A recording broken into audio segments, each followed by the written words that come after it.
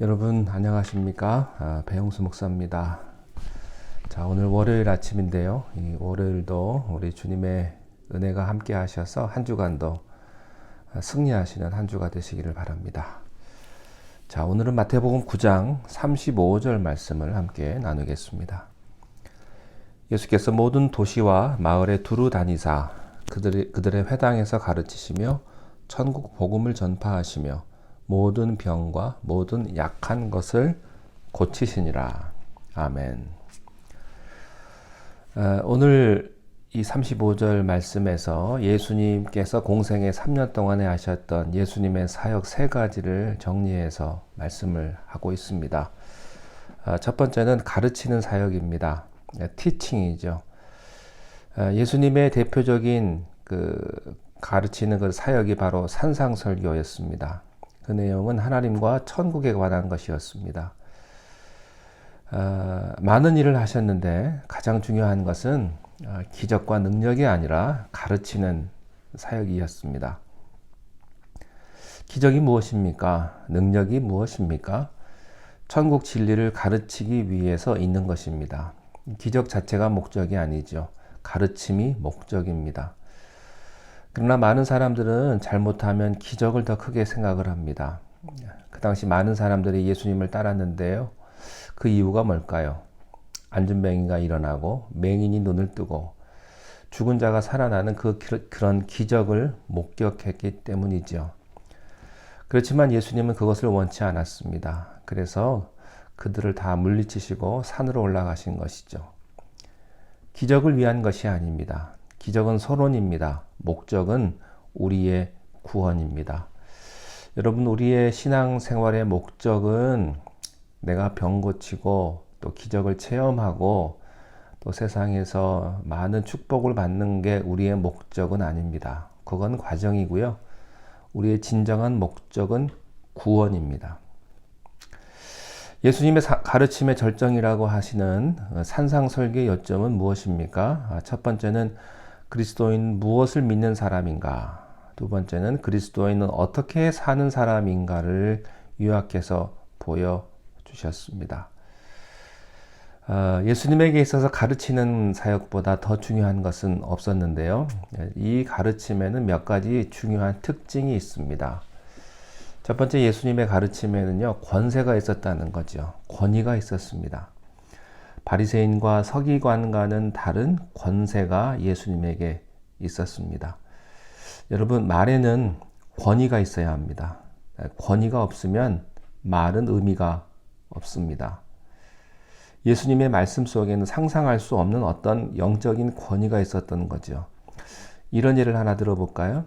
제가요, 여러분 서로 사랑하십시오, 이렇게 말씀을 드렸는데 예수님이 직접 오셔서 서로 사랑하십시오. 자, 말 똑같이 하셨습니다. 제가 한 말과 예수님이 하신 말씀은 다르죠. 왜 그럴까요? 사람이 달라서 그래요. 말이 없어서 세상이 안 변하는 것이 아닙니다. 권위가 없기 때문이죠. 능력이 없기 때문입니다. 말들은 많습니다. 진리가 없는 줄 아십니까? 진리도 있습니다. 그러나 말을 하는 사람 자체가 다르기 때문인 거죠. 지식과 권위는 다른 것입니다. 예수님의 말씀에는 상상할 수 없는 하나님 아들의 권위가 있었습니다. 권위는 어디서부터 올까요? 삶으로부터 옵니다. 지식으로부터 오는 것이 아닙니다. 삶으로부터 오는 거예요. 그 사람이 어떤 삶을 살았느냐, 그 행동에서부터 말이 나오는 거예요. 그래서 사람들은 그 말을 듣고 감명을 받는 것이 아니고요. 그 사람의 행동을 보고 그 사람의 삶을 보고 감동을 받는 겁니다. 여러분들이 아무리 말을 잘하고 똑똑한 말을 하고 하늘의 말을 한다 할지라도요, 여러분들의 행동이 없다면, 여러분에게 그런 삶이 없다면 그것은 아무것도 아닙니다. 진짜 권위가 있는 사람은요, 권위주의적이지 않습니다. 권위가 없는 사람이 항상 폼 잡고 목에 힘주고 그러죠. 그렇지만 실력 있는 사람은요, 권위가 있는 사람은요, 언제나 목소리를 낮추고 그러고 다닙니다. 실력이 없고 권위가 없는 사람은 언제나 목청을 높이고 고함을 지르고 다닙니다. 자, 이것이 예수님의 특징이었습니다. 자, 또 한 가지 특징이 있는데 예수님께서 가르치실 때 본문에 보니까 모든 도시와 마을에 두루 다니셨다 이렇게 되어 있어요. 자, 되게 권위 있는 사람은요 가서 안 가르칩니다. 와서 배우라고 그럽니다. 어디 그 유명한 사람을 초빙을 하면 자기 집까지 와서 데리고 가라고 그럽니다. 절대 자기가 찾아 안 갑니다. 실력이 있거나 권위가 좀 있다는 사람일수록 안 갑니다. 그런데요, 예수님은 전혀 반대세요. 가서 가르쳤습니다. 자리를 만들어주면 이야기하는 분이 아니었습니다. 한 사람이라도 있으면 가서 필요하면 말씀을 전했습니다. 예수님에게는 장소와 때가 없습니다. 권위가 없는 사람은요, 자기의 권위를 요구합니다. 그러나 권위 있는 사람은 자기 권위를 포기하는 겁니다. 봉사란 내가 원하는 대로 하는 것은 봉사가 아닙니다. 그 사람이 원하는 대로 하는 것이 봉사입니다. 사랑이란 내가 하고 싶은 대로 하는 것이 사랑이 아닙니다. 상대방이 원하는 대로 해주는 것이 사랑입니다. 내 방법대로 하는 것은 사랑이 아닙니다. 그 사람 방법대로 해주는 것이 사랑입니다. 그런데 많은 사람들은요, 자기 방법대로 하기를 원합니다. 자기가 봉사하고 싶으면 하고 사랑하고 싶으면 하죠. 아닙니다. 진짜 봉사는요, 자기 마음대로, 자기 내키는 대로 하는 것이 아닙니다. 진짜 사랑도요, 자기 마음대로, 자기 내키는 대로 하는 게 아니라고요. 많은 사람들은 자기에게 오기를 원합니다. 나를 좀 집중하라 이거예요. 내 소리를 들으라 이거죠. 나에게 관심을 가져라 이거죠. 근데 예수님은요, 찾아가 주셨습니다. 성이나 촌이나 어디든지 찾아가서 가르쳐 주셨습니다. 두 번째 예수님께서 하신 사역은 천국 복음을 전파하셨습니다. 프리칭이죠. 이것은 가르치는 사역하고 좀 다른 개념인데 또 어떤 부분에서는 좀 비슷할 수 있습니다. 그러나 어떤 부분에서는 전혀 다른 개념이죠. 이 복음 선포란 쉽게 말하면 전도라고 할 수도 있겠습니다. 예수님께서 세례를 받으시고 세례요한에게 입을 열어 천마디 하셨습니다. 그게 뭐냐면 회개하라 천국이 가까웠느니라 하는 거예요. 여러분, 복음이란 무엇입니까? 회개하고 예수 믿는 것이 복음입니다. 그런데 이 말은요, 회개 좀 해주셨으면 좋겠습니다. 그리고 예수 좀 믿었으면 좋겠습니다. 이게 아닙니다. 회개하랍니다. 복음을 믿어랍니다. 이것은 선포죠. 이런 의미에서 복음 선포는 타협이 아닙니다. 일방적인 선포예요. 당신은 죄인입니다. 예수 믿으십시오. 회개하십시오. 이렇게 직설적으로 나가는 거죠. 이것은 가르치는 것과 조금 다릅니다. 여러분, 태양이 존재한다는 사실은요, 이론이 따로 없어요. 타협할 필요가 없는 겁니다. 설명 안 해도 그 사람이 태양의 존재를 믿든지 안 믿든지 그건 그 사람 자유입니다. 그 사람이 안 믿는다고 태양이 없어지는 것도 아니죠. 그냥 있는 겁니다. 이것이 선포예요. 하나님은 계십니다. 믿든지 안 믿든지. 하나님이 천지를 창조하셨습니다. 이것은 선포예요. 여러분이 하나님을 안 믿는다고 해서 하나님이 없어지지도 않고요. 하나님 믿는다고 해서 하나님이 있어지는 것도 아니에요. 여러분이 하나님을 안 믿는다고 믿는다고 해서 하나님이 더 위대해지는 것도 아닙니다. 하나님은 하나님이세요. 하나님은. 복음이라는 게 그런 겁니다. 어떤 분에게 예수 믿고 구원 받으십시오 이렇게 말하면 뭐 꼭 예수 믿어야 구원 받냐? 뭐 어디나 잘 다니면 되지 않냐? 그렇지 않습니다. 그런 이론이 아닙니다. 예수 외에는 구원이 없습니다. 선포예요, 선포. 여러분, 구원받기 위해서 회개하십시오. 이렇게 선포하는 거예요. 여기에는 타협이 없습니다. 세 번째 사역은요, 모든 병과 모든 약한 것을 고치셨다. 힐링입니다. 예수님은 위대한 치료자십니다. 복음이란 무엇입니까? 궁극적으로 치유입니다. 죄로 병든 육신과 영혼을 치유하는 것입니다. 죽음과 절망에서 건져내는 것이죠. 치유가 없는 기독교가 없습니다. 예수님께서는 치유하셨습니다. 죽은 자가 살아나고 병든 자가 치유받고 절망 속에 갇혀있던 사람이 높임 받은 것입니다.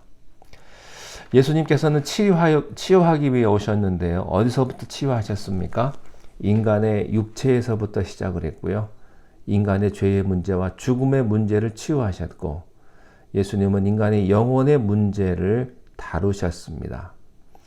예수님은 사람의 육체도 치유하셨고 사람의 영혼도 치유하셨습니다. 마태가 예수님에 대해서 아주 인상적인 말을 했습니다. 예수님은 의사다. 그렇습니다. 예수님은 위대한 치료자이십니다. 여러분, 우리가 알아야 될 사실 중에 하나는요, 우리가 죽을 수밖에 없는 한계가 있는 존재라는 거예요. 세상에서 제일 불쌍한 사람이요, 자기는 강자요, 힘이 있다고 착각하는 사람입니다. 그런 사람들 얼마나 많은데요. 돈도 좀 있고, 내가 아직 건강하고, 내 나이 아직 젊고, 내 권력도 좀 있고, 그러고 착각한 사람들이 얼마나 많은지요. 불쌍한 사람이에요. 사실 이런 사람에게는요, 예수님이 필요 없을지도 모르겠습니다. 건강한 사람에게 의사가 필요 없다는 말과 같아요. 그렇지만 인간의 한계를 깨달은 사람에게는 예수님의 손길이 필요합니다. 예수님의 치료가 필요합니다. 우리는요, 다 치료받아야 될 사람이에요. 우리는 다 환자예요. 혹시 여러분 기분 나쁠지도 모르겠습니다. 여러분, 우리는요, 몸이 조금만 안 좋아도 환자죠. 사람이 병이 없는 사람은 한 사람도 없어요. 하나쯤은 어딘가 안 좋게 되어 있습니다. 완벽하게 건강한 사람이 어디 있습니까? 육신이. 또 영혼도 마찬가지예요. 성격도 100% 완전한 사람이 어디 있습니까? 다 조금씩은 뭐가 나 있고 어딘가 불편하고 어딘가 안 좋죠. 그래서요, 우리의 육신도 치유받아야 되고요, 우리의 영혼도 치유받아야 합니다. 죄에서부터, 죽음에서부터 치료받으셔야 돼요. 예수님께서는요, 말씀을 가르치셨고 천국 복음을 전파하셨고 모든 약한 것을 고치시고 치료하시는 예수님을 오늘 보게 됩니다. 이것이 바로 예수님의 삶의 목표고 삶의 방향이었습니다. 이것이 바로 우리 그리스도인들이 어떻게 살아야 하는가를 보여주는 것이죠. 우리가 예수님처럼 살아야 한다는 것은 무엇을 의미합니까? 이 예수님께서 하셨던 세 가지 사역이 우리의 삶의 방향과 목표가 되어야 한다는 것을 의미합니다. 여러분들에게 이런 질문을 좀 드리고 싶습니다. 여러분 혹시 말씀을 가르치고 계십니까? 여러분 혹시 천국 복음을 선포하고 계신가요? 전도하고 계신가요? 여러분은 남을 도와주고 치유하고 위로하고 있습니까? 이 중에 한 가지라도 여러분에게 없다면 여러분은 예수님과 아주 멀리 있는 사람입니다. 여러분, 주님께서 하신 대로 주님 따라가는 사람이 되시기를 바랍니다. 봉사하실 때 내 뜻대로 하지 마시고 그 사람 뜻대로 해주시고, 사랑을 베풀 때도 내가 하고 싶은 대로 하는 것이 아니라 그 사람이 원하는 대로 그렇게 사랑하고 베풀 수 있는 여러분들이 되시기를 주님의 이름으로 축원합니다. 기도하겠습니다. 하나님 아버지, 오늘도 참 광야와 같은 세상을 살아갑니다.